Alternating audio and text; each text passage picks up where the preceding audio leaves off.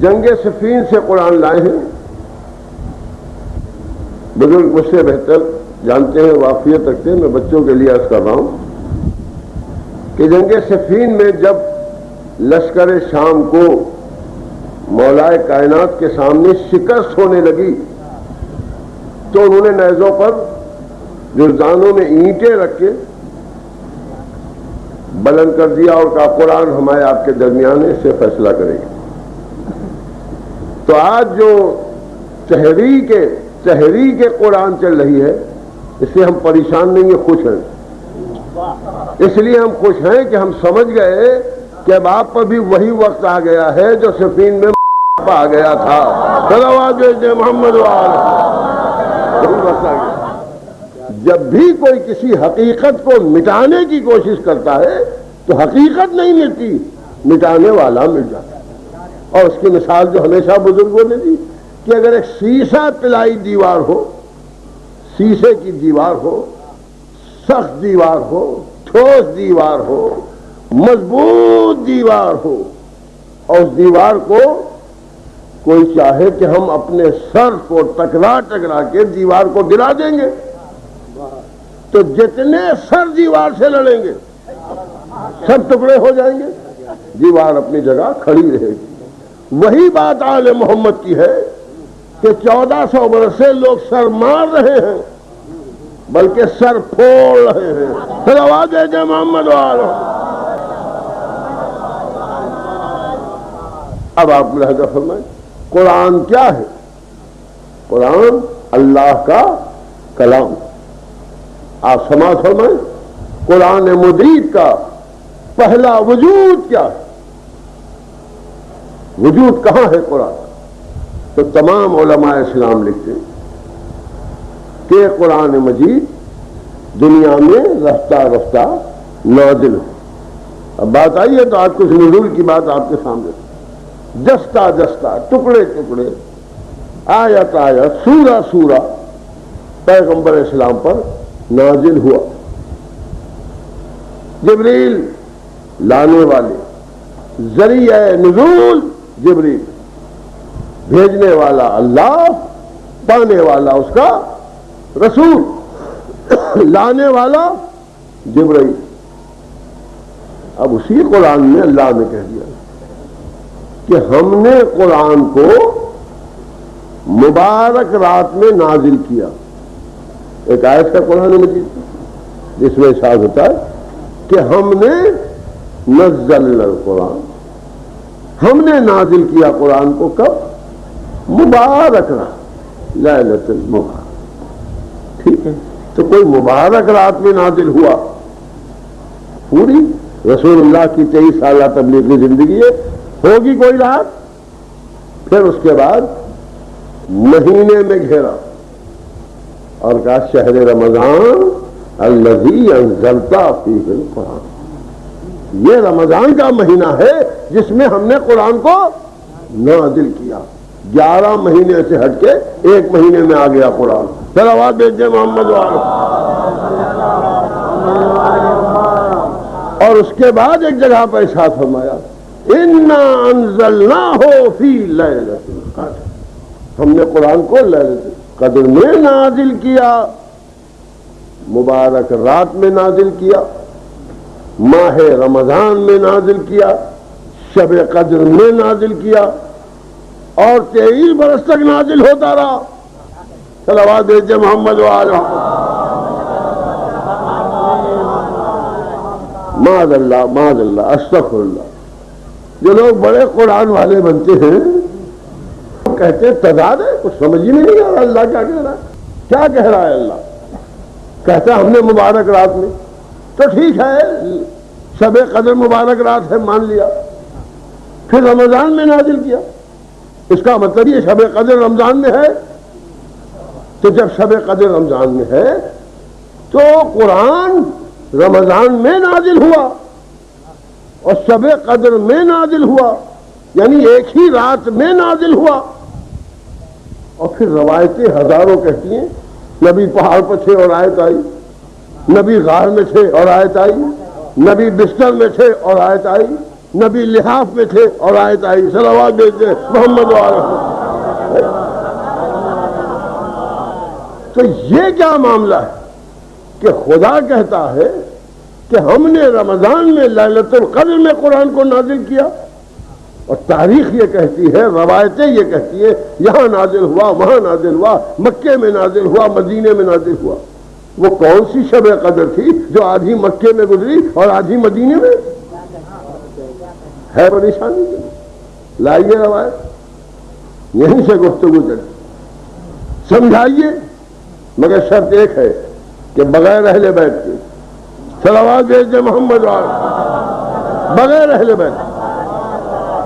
پہلے نزول کی گتھی سمجھائیے اور سلجھائیے، بعد میں دیکھا جائے گا.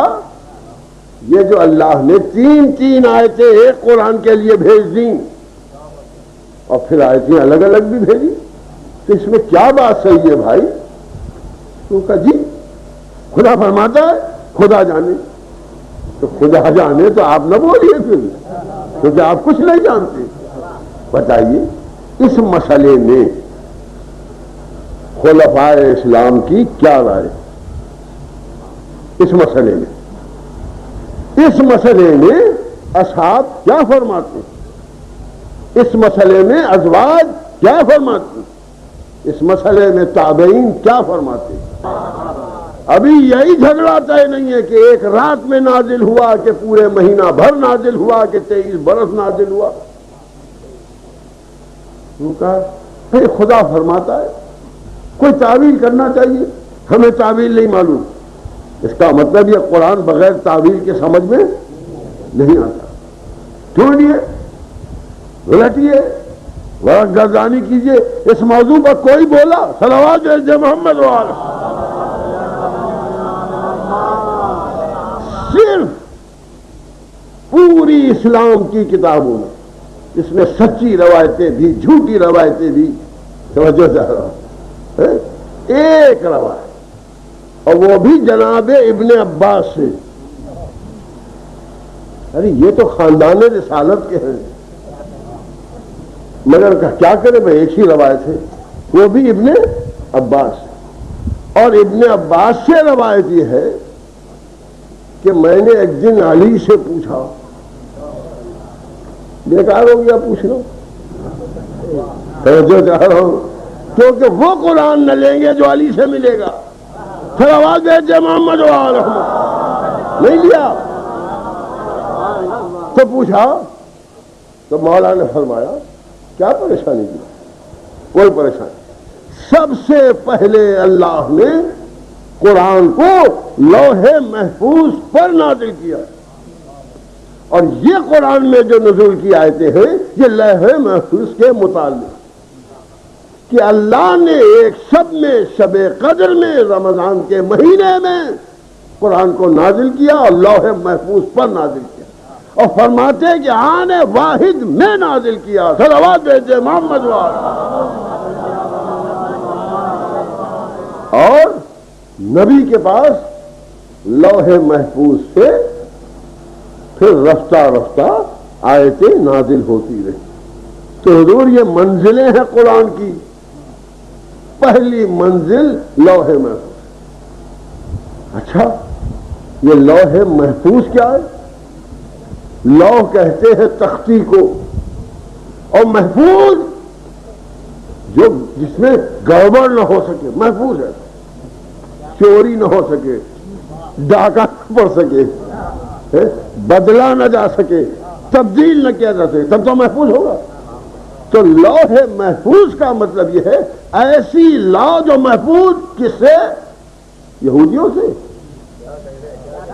عیسائیوں سے، میں تو عرض کر رہا ہوں مشرکین سے، کفار سے، اما جنہوں نے قرآن بدلنا چاہا ان سے، یعنی مسلمانوں سے محفوظ. صلوات بھیجے محمد والے. تمہیں سے محفوظ، تمہیں سے خطرہ تھا قرآن بدلنے کا، زیادہ تمہیں سے محفوظ کیا. لوح محفوظ. بتائیے لوح محفوظ کیا ہے؟ پھر چلوں گا. ابھی کیا ہے لوح محفوظ؟ کیا تختی ہے؟ کاہے کی تختی ہے؟ کہاں ہے؟ کیوں کر ہے؟ کسی نے آج تک لوح محفوظ کو ڈسکرائب کیا؟ جہاں قرآن سب سے پہلے اترا، جہاں قرآن سب سے پہلے نازل ہوا، وہ کیا ہے؟ کہ یہ ہمیں نہیں معلوم۔ تو جب وہ نہیں معلوم تو دماغ پیغمبر کیا ہے تم کیا جانو؟ دل رسالت کیا ہے تم کیا جانو؟ جہاں پہلے نازل کیا وہ کیا ہے؟ کا تختی۔ اب ایک ایک کے دروازے پہنچا، توجہ چاہتا ہوں، بتائیے لوح محفوظ کیا؟ بھائی نہیں ہے تو کوئی چیز لوح محفوظ ہے تو، مگر دیکھی نہیں سنی نہیں۔ بھائی لوح محفوظ میں پڑھیے کیا لکھا ہے، ہم کہاں پڑھ سکتے ہیں؟ تو جب آپ پڑھ ہی نہیں سکتے تو آپ قرآن کے معنی کیا بتا سکتے؟ پتہ نہیں وہاں کیا محفوظ ہے۔ تو کہا صاحب ہمیں نہیں معلوم۔ اب پھر ڈھونڈیے تو علامہ جلال الدین اسی اپنی کتاب اتقان فی علم القرآن میں تحریر فرماتے ہیں کہ جناب ابن عباس سے روایت ہے کہ انہوں نے ایک دن پوچھا، یا علی یہ لوح محفوظ کیا ہے؟ توجہ کر، تو لکھا کہ علی نے فرمایا لوح محفوظ نورانی موتیوں کی ایک تختی ہے۔ ذرا صلوات بھیج دیں آپ محمد لوح محفوظ نورانی موتیوں کی ایک تختی ہے جس کا طول شرق و غرب سے زیادہ ہے۔ اچھا تسلی ہو گئی، مگر کیا کوئی سمجھا؟ کوئی نہیں سمجھ سکا۔ آج سمجھیے کہ علی نے کیا کہا تھا۔ نورانی موتی، چاندی نہیں کہا، سونا نہیں کہا، یاقوت نہیں کہا، زبرجد نہیں کہا، توجہ چاہتا ہوں، ہیرا نہیں کہا، موتی کہا۔ تو کلام علی ہے، اس موتی میں کوئی موتی ٹکا ہوگا؟ دیکھیے موتی ہوتا ہے گول، موتی سرکولر ہوتا ہے۔ پتھر تو 8 پہل ہوں گے، 6 پہل ہوں گے، 4 پہل ہوں گے، 1 پہل ہوں گے، فلیٹ ہوں گے، توجہ چاہتا ہوں، ریکٹینگولر ہوں گے، اسکوائر ہوں گے، مگر موتی گول ہوگا۔ اور فرماتے ہیں نورانی۔ آج کسی سے پوچھ لیجئے یہ کمپیوٹر کیا ہے تو وہ کہے گا یہ الیکٹرانکس کے ڈاٹس ہیں۔ ڈاٹس کو گولائی بتائی موتی کی، اور الیکٹرانکس کو علی نے نور بتایا۔ جیسے آج اپنا سارا میٹر آپ الیکٹرانک میں ذریعے کمپیوٹر میں فیڈ کر دیتے، ویسے اللہ نے سارا علم لوح محفوظ کے کمپیوٹر میں شب قدر میں فیڈ کر دیا۔ صلوات بھیجیے محمد والے۔